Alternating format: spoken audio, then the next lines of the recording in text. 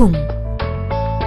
통풍은 혈액 속에 요산이라는 물질이 너무 많아지면 이것이 혈액에 녹지 못하고 결정이 되어 관절과 관절 주변에 쌓이면서 심한 통증을 일으키는 급성 관절염입니다.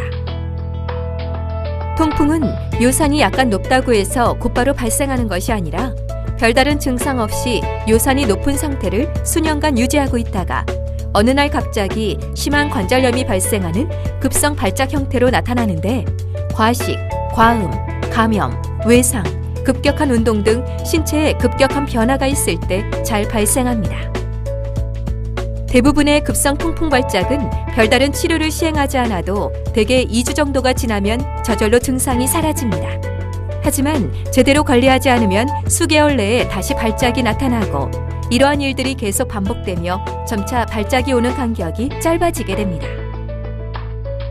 그래도 제대로 치료하지 않게 되면 관절 주변에 통풍 결절이라는 혹이 서서히 생기고 이것이 뼈와 관절을 손상시켜 관절 변형과 장애를 일으키는 만성결절성 통풍으로 진행하는데 이때에는 관절뿐만 아니라 콩팥 기능에도 문제가 발생할 수 있습니다. 요산은 정상적으로 우리 혈액 속에 존재하는 물질로서 우리 몸에서 아주 중요한 항산화 작용을 담당하고 있습니다. 우리 몸의 세포 속에는 DNA, RNA 등을 만드는 핵산 물질이 있는데 이 중에서 퓨린이라는 것이 대사 과정을 통해 요산이 됩니다. 다른 동물과 달리 사람은 요산을 분해할 수 없기 때문에 콩팥을 통해 배설해야 하는데 유전적으로 요산이 많이 만들어지거나 배설을 적게 하는 성향이 있는 경우, 후천적으로 콩팥이 나빠서 잘 배설하지 못하는 경우, 이뇨제 등을 복용하거나 체중이 많이 나가는 경우, 술과 고기를 많이 섭취하게 되면 요산이 높아지게 되고 이러한 상태가 지속되면 통풍이 발생할 가능성이 매우 높아집니다.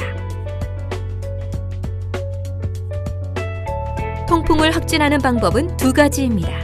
통풍이 발생하여 부은 관절에서 주사기로 관절액을 뽑아 평광현미경이라고 하는 특수 현미경으로 바늘 모양을 하고 있는 통풍의 결절을 발견하면 통풍을 확진할 수 있습니다.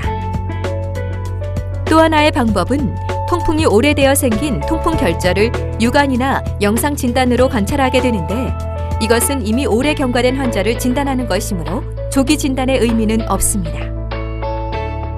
이상의 방법으로 통풍을 확진할 수 없을 경우에는 관절이 벌겋게 되는 발적이 있고 걷지 못할 정도로 심한 통증이 생기며 주로 엄지발가락 뿌리 쪽 관절을 침범하고 한 개의 관절에서 발생하는 당관절염으로 나타나며 치료하지 않아도 대개 2주 이내에 저절로 사라지는 통풍의 특징이 있고 요산이 높은 고요산혈증, 즉 7 이상으로 높고 영상진단 소견, 즉 방사선 사진에는 특징적인 골밀안이 보이거나 근골격계 초음파에서 이중 윤곽 징후가 나타나거나 이중 에너지 CT에서 요산 침착을 확인할 수 있다면 임상적으로 진단할 수 있습니다. 치료는 크게 두 가지 경우로 나누어서 접근합니다. 우선 급성 발작이 있을 때는 치료 목표가 염증을 가라앉히는 것이므로 소염 진통제, 콜치신 또는 글루코코르티코이드 중에서 하나 또는 두 가지를 선택하여 증상이 가라앉을 때까지 사용합니다.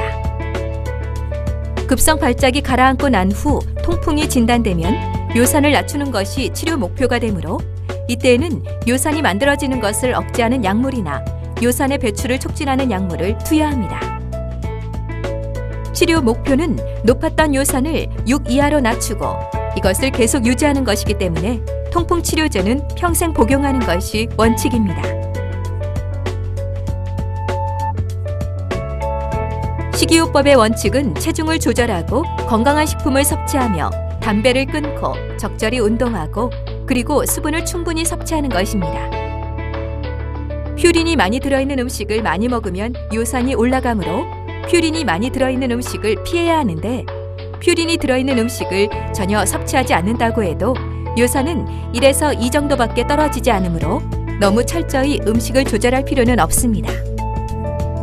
술과 육식, 해산물을 줄이고 단맛을 내는 액상 과당의 섭취도 줄여야 합니다.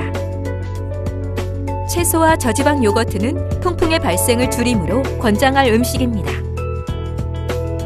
한편 우유는 통풍에 큰 영향을 미치지 않으며 커피는 요산의 농도를 줄여주는 것으로 알려져 있습니다.